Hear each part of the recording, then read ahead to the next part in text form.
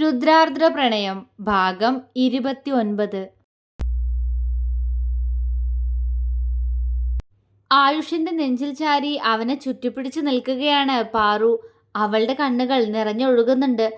പീലി, എന്താടാ, എന്തിനാ കരയുന്നേ? അവൻ അവളെ ചേർത്ത് പിടിച്ച് ആകുലതയോടെ ചോദിച്ചു. ആയുഷേട്ടാ, മിമി അവനെ വിളിച്ചിട്ട് കിട്ടുന്നില്ല. എനിക്ക് എനിക്ക് അവനെ കാണണം, അവൾ കരഞ്ഞുകൊണ്ട് പറഞ്ഞു. ആയുഷ് മറുപടി പറയാതെ അവളെ ചേർത്ത് പിടിച്ചു. ആയുഷേട്ടാ, അവളുടെ സ്വരമിടറി. അവൻ എന്നെ വിളിച്ചിരുന്നു പീലി. അവൻ പറഞ്ഞതും പാറു ഞെട്ടലോടെ അവന്റെ മുഖത്തേക്ക് നോക്കി. സത്യം, അവൻ വിളിച്ചിരുന്നു. അവന് അവന് ചെറിയൊരു ആക്സിഡന്റ് പറ്റിയിരിക്കാന്ന് പറഞ്ഞു. ഇപ്പോ റെസ്റ്റിലാ. പറയുമ്പോൾ അവന്റെ കണ്ണുകൾ കലങ്ങിപ്പോയി. എന്താ എന്താ പറഞ്ഞേ? ആക്സിഡന്റോ? അയ്യോ! അവളുടെ കണ്ണുകൾ പെയ്തിറങ്ങി. കരയില്ലേ പീലി, ഒന്നുമില്ലടാ, അവൻ ഓക്കെയാ. രാത്രി കാറിൽ വരുമ്പോ വേറൊരു കാറുമായിട്ട് ഇടിച്ചതാ. അവന്റെ ഫോൺ മിസ്സായിപ്പോയി. അതാ അവൻ നിന്നെ വിളിക്കാതിരുന്നേ, അവൻ പറഞ്ഞു. അയ്യോ, അവനെന്നിട്ട് എന്താ പറ്റിയേ? പറ, എന്നോട് സത്യം പറ ആയിഷേട്ടാ. അവൾ അവന്റെ ഷർട്ടിൽ പിടിച്ചു കുലുക്കി. ഇല്ലടാ, ഒന്നും പറ്റിയിട്ടില്ല. കയ്യിനോ കാലിലോ മറ്റോ പരിക്കുണ്ട്, കൂടുതലൊന്നും പറ്റിയിട്ടില്ല. അവൻ അവളെ ആശ്വസിപ്പിക്കാൻ ശ്രമിച്ചു. എന്നിട്ട് എന്നെ എന്നെ വിളിച്ചില്ലല്ലോ വേറെ നമ്പറിൽ നിന്ന് പോലും. അവൾ തേങ്ങി. മനഃപൂർവ്വമാണെന്ന് പറഞ്ഞു. നീ സങ്കടപ്പെടുന്ന ഓർത്തിട്ടാത്രേ എന്നെ വിളിച്ചത്. ഇന്നാ നിന്നെ വിളിച്ചിട്ട് കിട്ടാത്തോണ്ട് വിളിച്ചതാ, അവൻ പറഞ്ഞു. വേണ്ട, എന്നെ വിളിക്കണ്ട. അവൻ ഇത്രയും നാൾ വിളിച്ചില്ലല്ലോ, വേണ്ട, വിളിക്കണ്ട. അവൾ തേങ്ങിക്കൊണ്ടാണ് പറയുന്നത്. ആയിഷ അവളെ ചേർത്ത് പിടിച്ചു. ഇപ്പോ അവൻ ഓക്കെയാ, അതാ വിളിച്ചേന്ന്. ചെറിയൊരു റെസ്റ്റ് പറഞ്ഞിട്ടുണ്ട്. അവന് നിന്റെ ശബ്ദം കേൾക്കണം പോലും. ആയിഷ അവളുടെ തലമുടിയിലൂടെ തലോടി. എനിക്ക് അവനെ കാണണം ആയിഷേട്ടാ, നേരിട്ട്, അവൾ കരഞ്ഞോണ്ട് പറഞ്ഞു. പീലി, എങ്ങനെ? അവൻ ഹൈദരാബാദാ. ആയിക്കോട്ടെ, എനിക്ക് കാണണം, കണ്ടേ പറ്റൂ. പക്ഷെ പീലി, എങ്ങനെ? എല്ലാരും എല്ലാം അറിയും, അവൻ പറഞ്ഞു. അറിഞ്ഞോട്ടെ, സാരല്ല, എനിക്ക് കാണണം. എനിക്ക് അവനെ വേണം ആയിഷേട്ടാ. അവന്റെ കൂടെ എനിക്ക് എനിക്ക് ജീവിക്കണം, അവൾ കണ്ണു നിറച്ചുകൊണ്ട് പറഞ്ഞു. നീ കരുതുന്നത് പോലെ അത്ര എളുപ്പല്ല പീലി കാര്യങ്ങള്. അവൻ ഒരു മുസ്ലിമാ. നിന്റെ മുത്തച്ഛനെല്ലാം അറിഞ്ഞാ പിന്നെ. അതുമാത്രല്ല, ആദി അവളുടെ കാര്യം പറയണ്ടേ എല്ലാരോടും. എനിക്കും അവളില്ലാതെ ഇനി പറ്റില്ല. ഇത്രയും കാലം ഉള്ളിലെ സ്നേഹം തുറന്നു പറയാതെ ഞങ്ങള് രണ്ടാളും. അവന്റെ കണ്ണുകൾ കലങ്ങി. പാറു അവനെ സംശയത്തോടെ നോക്കി. ഇന്നലെ ആദി എന്നെ കാണാൻ റൂമിൽ വന്നിരുന്നു പീലി. ആദി അവൾക്ക് എന്നെ ഇഷ്ടാന്ന്, അവൻ സന്തോഷത്തോടെ പറഞ്ഞു. പാറു അവനെ കണ്ണു വിടർത്തി നോക്കി. സത്യമാണോ ആയിഷേട്ടാ? അവള് ചോദിച്ചു. അതേ പീലി, അവൾക്കെന്നെ നീ പറഞ്ഞതുപോലെ അവൾക്കും എന്നെ ഇഷ്ടായിരുന്നു. നമുക്ക് എല്ലാരോടും തുറന്നു പറയാം. പക്ഷേ നിന്റെ കാര്യത്തിൽ വേറെന്തെങ്കിലും ഐഡിയ ചെയ്യേണ്ടി വരും. അതുവരെ നീ ഒന്ന് ക്ഷമിക്കണം. എനിക്ക് പറ്റില്ല ആയിഷേട്ടാ, എന്നെ ഇങ്ങനെ വേദനിപ്പിക്കല്ലേ. ആയിഷേട്ടന് എല്ലാരോടും പറയണം നമ്മുടെ വിവാഹക്കാര്യം. ഇല്ലെങ്കിൽ ഞാൻ ചത്തു കളയും. പാറു അവന്റെ നെഞ്ചിൽ കിടന്ന് വിങ്ങി. പീലി, കരയില്ലേ. ഞാൻ സംസാരിക്കാടെ എല്ലാരോടും. നമ്മുടെ വിവാഹം നടക്കും. നീ ഇങ്ങനെ സങ്കടപ്പെടല്ലേ. നിനക്കെന്നെ വിശ്വാസമില്ലേ? എനിക്കൊരു വാക്കേ ഉള്ളൂ പീലി, നമ്മുടെ വിവാഹം നടക്കും. അതിന് ആരൊരു തടസ്സാവില്ല, ആരും. അവൻ അവളെ ആശ്വസിപ്പിച്ചു. അവളുടെ കൈകൾ അവനിൽ ഒന്നുകൂടി മുറുകി. അവരതുവരെ പറഞ്ഞതൊന്നും കേൾക്കാതെ ആ സമയമാണ് ആർദ്ര അവന്റെ ക്യാബിൻ ഡോർ തുറന്നത്. അവളുടെ കണ്ണുകൾ നിറഞ്ഞൊഴുകി. പരസ്പരം പുണർന്നുകൊണ്ട് സ്നേഹിക്കുന്ന ഇരുവരെയും നോക്കി അവളൊന്ന് പുഞ്ചിരിച്ചു. മനസ്സുകൊണ്ടും ശരീരം കൊണ്ടും തോറ്റുപോയവളുടെ പുഞ്ചിരി.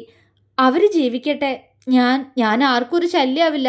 സ്നേഹിക്കുന്നവരല്ലേ ഒന്നിക്കണ്ടേ. അവിടെ നിന്ന് മുന്നോട്ട് നടക്കവേ അവൾ സ്വയം അവളോട് തന്നെ ചോദിച്ചു. അതെ, പക്ഷേ എന്നെ സ്നേഹിക്കുന്നു എന്ന് പറഞ്ഞതോ ഇന്നലെ? അത് വെറുതെ ആയിരുന്നോ? മദ്യലഹരി പറഞ്ഞതായിരുന്നു എന്നോട്. നിറഞ്ഞൊഴുകുന്ന കണ്ണുകൾ തുടച്ചു നീക്കി അവൾ ഹോസ്പിറ്റലിൽ നിന്നും പുറത്തേക്കിറങ്ങി. തിരക്കൊന്നൊഴിഞ്ഞതും ആർദ്രയെ കണ്ട് സംസാരിക്കാൻ ആയുഷ് അവളെ തെരഞ്ഞു നടന്നു. അവൾ അവിടെ ഇല്ല എന്ന് ഒരു നേഴ്സ് പറഞ്ഞറിഞ്ഞ് അവന്റെ നെറ്റി ചുളിഞ്ഞു. ആദി, എന്തു പറ്റി അവൾക്ക്? അവൻ ആകുലതയോടെ ചിന്തിച്ചു. സംശയത്തോടെ അവൻ ഫോൺ എടുത്ത് അവളുടെ ഫോണിലേക്ക് ഡയൽ ചെയ്തു. കോള് പോകുന്നുണ്ടായിരുന്നില്ല. ദേഷ്യത്തോടെ ഫോൺ പോക്കറ്റിലേക്ക് ഇട്ടവൻ അവന്റെ ക്യാബിനിലേക്ക് പോയി. ആയുഷിന് ഒന്നും ഓർമ്മയില്ലാന്ന് കരുതി തകർന്ന ഹൃദയവുമായി പെരുമഴ നനഞ്ഞുകൊണ്ട് സ്കൂട്ടിയിൽ പോവുകയായിരുന്നു ആർദ്ര. അപ്പോൾ കണ്ണുകൾ കാഴ്ചയെ മറച്ചിട്ടും അവള് ലക്ഷ്യമില്ലാതെ മുന്നോട്ടു പോയി. ആയുഷ് അന്ന് ഒരുപാട് ലേറ്റായാണ് കൈലാസത്തിലെത്തിയത്. അവൻ ആർദ്രയുടെ ശബ്ദം ഒന്ന് കേൾക്കാൻ തോന്നി. അവളോട് തന്റെ മനസ്സ് തുറക്കാൻ, തലേന്ന് നടന്ന കാര്യങ്ങൾ പറഞ്ഞ് അവളെ കളിയാക്കാൻ. ചുണ്ടിൽ വിരിഞ്ഞ ചിരിയോടെ അവൻ അവളുടെ ഫോണിലേക്ക് കോൾ ചെയ്തു. അവന്റെ ഓർമ്മകളിൽ ബെഡിലിരുന്ന് കരയുകയായിരുന്ന ആർദ്ര ഫോൺ ശബ്ദിക്കുന്നത് കേട്ട് ഞെട്ടി. ഡിസ്പ്ലേയിൽ തെളിഞ്ഞു കാണുന്ന രുദ്രേട്ടൻ എന്ന പേരിലേക്ക് അവൾ കണ്ണു നിറച്ചു നോക്കി. ജീന സിസ്റ്റർ കുറച്ചു മുന്നേ വിളിച്ചിട്ട് പറഞ്ഞായിരുന്നു എന്നെ രുദ്രേട്ടനെ അന്വേഷിച്ചിരുന്നു. ഏതെങ്കിലും പേഷ്യന്റിന്റെ കാര്യം പറയാനാവും, അല്ലാതെ ഇതുവരെ ഇല്ലാത്തൊരു കോൾ. അവൾക്ക് സ്വയം അവളോട് തന്നെ പുച്ഛം തോന്നി. ആ കോള് കട്ടാവുന്നതിനോടൊപ്പം ഉള്ളിൽ നിറഞ്ഞ ദേഷ്യത്താലും സങ്കടത്താലും അവൾ ഫോൺ എയർപ്ലെയിൻ മോഡ് ഓണാക്കി. ആയുഷ് അടുത്ത തവണ കോൾ ചെയ്തപ്പോൾ കോള് കണക്റ്റ് ആവുന്നില്ലായിരുന്നു. അവന് ശരിക്കും ദേഷ്യം വരാൻ തുടങ്ങിയിരുന്നു. എങ്കിലും അതിനെ അടക്കി നിർത്തിക്കൊണ്ട് അവൻ അവളുടെ വാട്സാപ്പിലേക്ക് വോയിസ് അയച്ചു.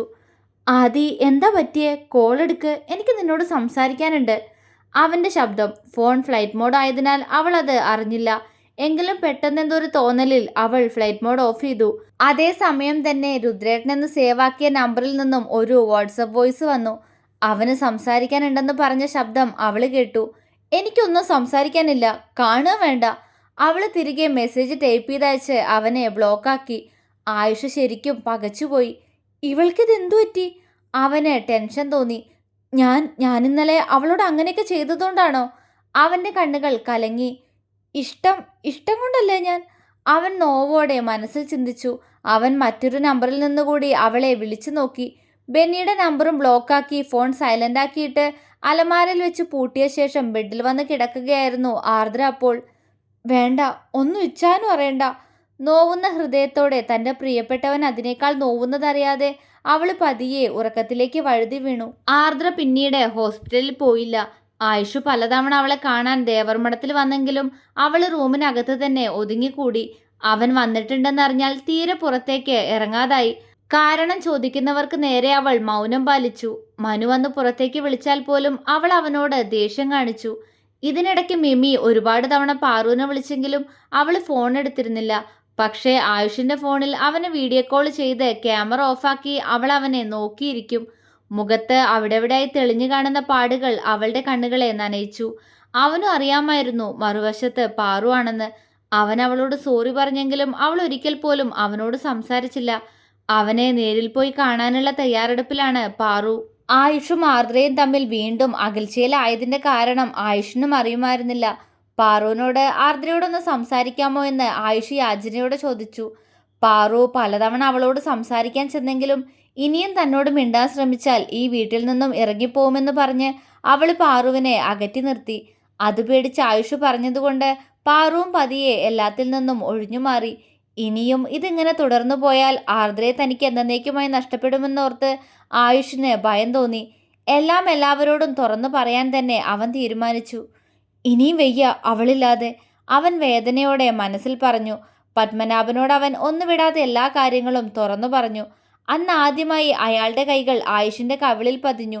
ആയുഷ് കവിളിൽ കൈവച്ച് പകപ്പോടെ അയാളുടെ മുഖത്തേക്ക് നോക്കി. ഇത്രയൊക്കെ കുരുത്തക്കേട് കാണിച്ചിട്ടും രണ്ടിനിപ്പോഴും പിണക്കോ? മര്യാദയ്ക്ക് എല്ലാവരോടെല്ലാം തുറന്നു പറഞ്ഞ് എത്രയും പെട്ടെന്ന് നിങ്ങളുടെ വിവാഹം നടത്തണം, അയാൾ ഉറപ്പോടെ പറഞ്ഞു. അവൻ അയാളുടെ കൈകൾ കൂട്ടിപ്പിടിച്ചു. പറ്റിപ്പോയി മുത്തശ്ശ, പക്ഷേ അതൊരു തെറ്റായിരുന്നു എന്ന് എനിക്കിതുവരെ തോന്നിയിട്ടില്ല. എൻ്റെ ആദ്യമല്ലേ, അവളല്ലേ ഞാൻ സ്വന്താക്കിയേ. എനിക്ക് അവളെ വേണം, അവൻ സങ്കടത്തോടെ പറഞ്ഞു. പത്മനാഭൻ അവൻ്റെ കവിളിൽ തലോടി. വേദനിച്ചോടാ, അയാൾ വാത്സല്യത്തോടെ ചോദിച്ചു. അവനൊന്ന് പുഞ്ചിരിക്കാൻ ശ്രമിച്ചു. ഇല്ല, ഇതെനിക്ക് കിട്ടേണ്ടത് തന്നെയായിരുന്നു. വർഷങ്ങൾക്ക് മുന്നേ തന്നെ മുത്തശ്ശന് മുമ്പിൽ ആദ്യോട് എനിക്ക് തോന്നിയ ഇഷ്ടം തുറന്നു പറഞ്ഞപ്പോൾ മുത്തശ്ശൻ പറഞ്ഞതല്ലേ എന്നോട് അവളോട് പോയി പറയാൻ. അന്നേ ഞാനത് ചെയ്യേണ്ടതായിരുന്നു. ഇപ്പോ എനിക്ക് എൻ്റെ തെറ്റ് മനസ്സിലായി. ഈ അടി എനിക്ക് അന്നേ കിട്ടേണ്ടതായിരുന്നു. അവൻ ചിരിച്ചു. പോടാ കള്ള തിരുമാലി, ഇഷ്ടം തുറന്നു പറഞ്ഞ് എല്ലാം ഒപ്പിച്ചു നിൽക്കുക നാശം പിടിച്ചവൻ. നാളെ തന്നെ നിന്റെ മോളുടെയും പിന്നെ പാറുവിൻ്റെ അമീറിൻ്റെ കാര്യം എല്ലാവരോടും പറയണം, പത്മനാഭൻ പറഞ്ഞു. പക്ഷെ മുത്തശ്ശ, പീലിയുടെ കാര്യം അതവളുടെ മുത്തശ്ശൻ അംഗീകരിക്കുന്നു തോന്നുന്നില്ല, അവൻ പറഞ്ഞു. അവനെ കൊണ്ട് അംഗീകരിപ്പിക്കാനുള്ള വഴി എനിക്കറിയാം. അയാളുടെ ചുണ്ടിൽ കള്ളച്ചിരി വിരിഞ്ഞു. എന്താ? ആയുഷ് ആകാംക്ഷയോടെ ചോദിച്ചു. അതെളുപ്പാ. അതായത് പാറുമോൾക്ക് ഒരു അന്യമതസ്ഥന് ഇഷ്ടാന്ന് പറഞ്ഞാൽ കാർത്തികേയൻ ഒരുപക്ഷെ അവരുടെ വിവാഹത്തിന് സമ്മതിച്ചൊന്നും വരില്ല. അതുകൊണ്ട് അവള് ഗർഭിണിയാണെന്ന് പറ, അവന്റെ കൊച്ചവളുടെ വയറ്റിലുണ്ടെന്ന് പറ, പത്മനാഭൻ ചിരിയോടെ പറഞ്ഞ് കണ്ണിറുക്കി. ആയുഷ് വാ തുറന്ന് അയാളെ നോക്കി. എന്താടാ? അവന്റെ നോട്ടം കണ്ട് അയാൾ ചോദിച്ചു. ഏയ് ഒന്നുമില്ല. എന്താ കിളവന്റെ കുരുട്ടുബുദ്ധി, അത് ഓർത്തതാ ഞാൻ, അവൻ ചിരിയോടെ പറഞ്ഞു. കിളവൻ നിന്റെ തന്ത, ഞാൻ ഇപ്പോഴും യങ്ങാ. പത്മനാഭൻ അവനെ കൂർപ്പിച്ചു നോക്കി. ഓ ആയിക്കോട്ടെ ചെറുപ്പക്കാരാ, അവൻ കളിയാക്കി. കളിയാക്കടാ കളിയാക്ക്. എല്ലാം എന്നോട് തുറന്നു പറയുന്ന നീ അവളുമായിട്ട് ഇങ്ങനൊരു കാര്യം നടന്നത് മാത്രം എന്നോട് മറച്ചു വെച്ചല്ലോ.